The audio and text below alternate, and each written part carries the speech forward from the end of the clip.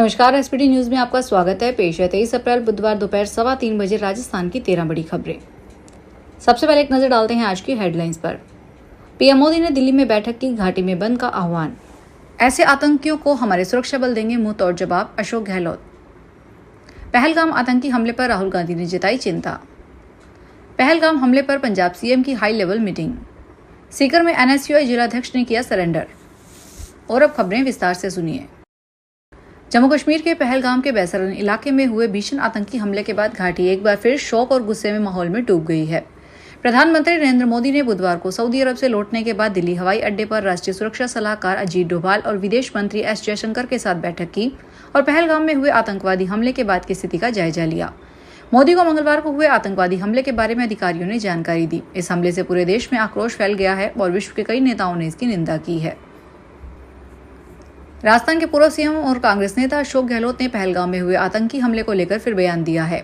अशोक गहलोत ने कहा कि पहलगाम में हुए आतंकी हमले ने हम सबको अंदर तक झकझोर दिया। पहलगाम कोई सीमावर्ती इलाका नहीं है, बल्कि कश्मीर का अंदरूनी इलाका है जो पर्यटन के लिए मशहूर है। यहाँ तक पहुंचे आतंकी पर्यटकों को निशाना बनाकर देश में दहशत फैलाने के नापाक इरादे रखते हैं। आतंकवादियों ने पत्नी और बच्चों को अलग कर कोई रहम नहीं दिखाया।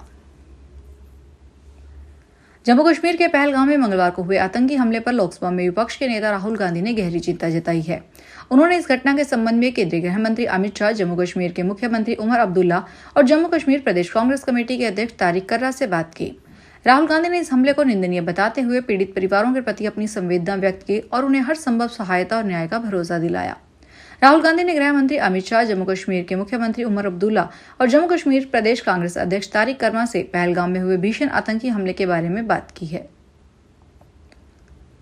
जम्मू कश्मीर के पहलगाम में मंगलवार को हुए आतंकी हमले के बाद पंजाब के सीएम भगवंत मान ने आज अपने आवास पर उच्च स्तरीय सुरक्षा बैठक की। सीएम ने कहा कि इस दौरान कई बिंदुओं पर चर्चा की गई। पंजाब पुलिस अलर्ट मोड पर है।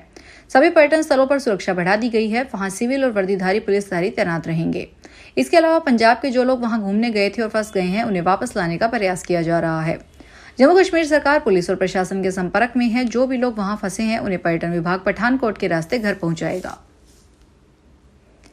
राजस्थान के मुख्यमंत्री भजन लाल शर्मा को काले झंडे दिखाने के मामले में national students union of India के सीकर जिलाध्यक्ष ओम प्रकाश नागा ने बुधवार सुबह उद्योगनगर थाने में सरेंडर कर दिया। नागा कांग्रेस जिलाध्यक्ष सुनीता गठाला, प्रवक्ता गोविंद पटेल, संगठन महामंत्री पुरुषोत्तम शर्मा सहित अनेक कार्यकर्ताओं के साथ थाने पहुंचे, जहां पुलिस ने उन्हें हिरासत में लेकर पूछताछ शुरू की। सूत्रों के अनुसार नागा को गुरुवार सुबह कोर्ट में पेश किया जाएगा। अग्रवाल ट्रस्ट के हाल में एजुकेशन, पासपोर्ट एवं वीजा मार्गदर्शन फेयर को संबोधित करते हुए भारतीय विदेश सेवा से सेवानिवृत्त अधिकारी विवेक जैफ ने कहा कि हमारे युवाओं का रुझान अब विदेशों की ओर है। वे वहां जाकर पढ़ना चाहते हैं और अच्छी कमाई भी करना चाहते हैं। उनके सपनों को साकार करने में सबसे बड़ी बाधा है जागरूकता का अभाव। इस कारण वे आए दिन ठगी का शिकार हो रहे हैं। उन्होंने कहा कि अनपढ़ या कम पढ़े लिखे लोग ही नहीं, बल्कि अच्छे पढ़े लिखे हाई प्रोफाइल परिवार भी ठगी से बच नहीं पा रहे हैं। इस दौरान विवेक जैफ ने फेयर में पहुंचे लोगों की पासपोर्ट एवं वीजा संबंधी समस्याएं ही नहीं सुनी, बल्कि उनका मार्गदर्शन भी किया। English communication, interview personality and mental health expert Deepika Chhabra ने कहा कि सफलता हासिल करने के लिए खुद ब खुद में रिसर्च करने की क्षमता, आत्मविश्वास और स्किल होना जरूरी है। यहाँ पर शहर के विभिन्न स्कूल और कॉलेज में विद्यार्थियों के करियर से संबंधित जानकारी ही नहीं दी, बल्कि उन्हें आत्मविश्वास से लबरेज भी कर दिया। संडे बॉर्डर टाइम्स की मीडिया पार्टनरशिप में आयोजित इस कार्यक्रम में उन्होंने विद्यार्थियों से कहा कि अगर जीवन में आपको सफल होना है तो सबसे पहले खुद की रिसर्च करनी होगी। फेयर में विभिन्न स्कूलों, कॉलेजों के विद्यार्थियों और शहर के गणमान्य लोगों ने स्टॉलों पर जाकर विभिन्न उत्पादों का अवलोकन किया। यही नहीं, विद्यार्थियों ने करियर संबंधी स्टॉलों पर जाकर अपना ज्ञान वर्धन किया और अपनी शंकाओं को दूर किया। 23 अप्रैल को सोने में बड़ी गिरावट है। India Boolean and jewellers association के अनुसार 10 ग्राम 24 कैरेट सोने का दाम 2700 रुपए से कम होकर 95,784 पर आ गया है। इससे पहले 10 ग्राम सोने की कीमत 98,484 रुपए थी। ये सोने में बीते एक साल में दूसरी बड़ी गिरावट है। 23 जुलाई 2024 को बजट में सोना चांदी की कस्टम ड्यूटी घटने के बाद से सोने के दाम एक ही दिन में 3600 रुपए हो गए थे। इंडियन क्रिकेट टीम के हेड कोच गौतम गंभीर आज सीकर जिले के खाटू श्याम मंदिर में दर्शन करने के लिए पहुंचे, जिन्होंने मंदिर में विधिवत पूजा अर्चना करके देश के खुशहाली की कामना की। इस दौरान मंदिर कमेटी के मंत्री मानविंदर सिंह चौहान, ट्रस्टी नरेंद्र सिंह चौहान और सेवक परिवार के मानविंदर सिंह ने दुपट्टा उठाकर और प्रतीक चिन्ह देकर गौतम गंभीर का स्वागत किया।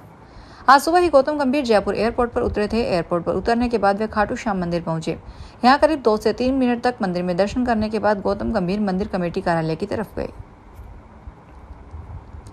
जोधपुर में सार्वजनिक सेवाओं में पारदर्शिता और सुगमता सुनिश्चित करने के लिए परिवहन विभाग की ओर से विशेष अभियान की शुरुआत की है। इस अभियान के तहत पंजीकृत परिवहन एवं गैर परिवहन वाहनों के मालिकों को मोबाइल नंबर वाहन पोर्टल पर अपडेट करने की प्रक्रिया 22 अप्रैल से 2 मई तक संचालित की जाएगी। इस पहल का उद्देश्य है कि वाहन मालिक वाहन सिटीजन ऐप तथा सिटीजन पोर्टल के माध्यम से अपने वाहन से संबंधित समस्त जानकारी किसी भी स्थान से ऑनलाइन प्राप्त कर सके। राजस्थान में खाद्य सामग्री में मिलावट को रोकने और आमजन को शुद्ध एवं सुरक्षित खाद्य पदार्थ उपलब्ध करवाने के उद्देश्य से खाद्य सुरक्षा आयुक्तालय द्वारा विशेष ग्रीष्मकालीन मिलावट विरोधी अभियान चलाया जा रहा है। यह अभियान 19 अप्रैल से 5 मई तक संचालित किया जा रहा है, जिसमें सभी जिलों में व्यापक स्तर पर कार्रवाई की जा रही है। राज्य भर में कुल 487 निरीक्षण किए गए और 1261 खाद्य पदार्थों के नमूने लिए गए। खाद्य सुरक्षा आयुक्त एच गुइटे ने बताया कि नमूनों में से 507 एनफोर्समेंट और 754 सर्विलांस सैंपल शामिल हैं। ये सैंपल मुख्यतः डेयरी उत्पाद, शीतल पेय उत्पाद, स्नैक्स और मिठाइयों से संबंधित हैं, जो गर्मी के मौसम में अधिक उपयोग में लिए जाते हैं। अलवर में गर्मी का असर अस्पताल की ओपीडी पर दिखाई देने लगा है। पिछले कुछ दिनों में राजकीय सामान्य चिकित्सालय अलवर की ओपीडी में उल्टी दस्त के मरीज आना शुरू हो गए हैं। हालांकि सभी मरीजों की स्थिति सामान्य है, लेकिन चिकित्सक सावधानी बरतने की सलाह दे रहे हैं। सामान्य अस्पताल की मेडिसिन ओपीडी में इन दिनों करीब 700 से 800 मरीज आ रहे हैं। क्रॉनिक डिजीज के मरीजों की संख्या सबसे अधिक है, जो अपनी नियमित दवाएं लेने अस्पताल आ रहे हैं। इसके अलावा श्वसन, पेट व लीवर संबंधी बीमारियां और उल्टी दस्त व बुखार के मरीज भी अस्पताल आ रहे हैं। वहीं शिशु अस्पताल में उल्टी दस्त व बुखार के मरीजों की संख्या अधिक है। कश्मीर के पहलगाम में पर्यटकों की मौत की घटना ने देश भर में आक्रोश पैदा कर दिया है। इस संबंध में जम्मू कश्मीर में जगह जगह प्रदर्शन किए जा रहे हैं। सभी प्रदर्शनकारियों द्वारा हमले की कड़ी निंदा की जा रही है। जम्मू कश्मीर में सांबा में जहां दुकानदारों और हिंदू संगठनों ने एकजुट होकर प्रदर्शन किया, विधायक सुरजीत सिंह सलाथिया ने भी इस पर धरने में भाग लिया। प्रदर्शनकारियों ने न केवल पाकिस्तान के खिलाफ नारेबाजी की, बल्कि कश्मीर की यात्रा को लेकर भी असहमति जताई और निर्णय लिया कि वे इस क्षेत्र में जाने से बचेंगे। राष्ट्रीय सुरक्षा एवं पर्यटकों की सुरक्षा के मुद्दे को लेकर लोगों में गहरी चिंता हो रही है। भरतपुर डेवलपमेंट अथॉरिटी ऑफ नगर निगम की टीम ने प्रशासन के साथ मिलकर बुधवार को शहर में अतिक्रमण हटाने की कार्रवाई की। इस दौरान गोवर्धन गेट से रेड क्रॉस सर्कल तक अतिक्रमण को हटाया गया। गोवर्धन गेट से रेड क्रॉस सर्कल तक 60 फीट रोड है, जिसे 80 फीट चौड़ा करने की योजना है।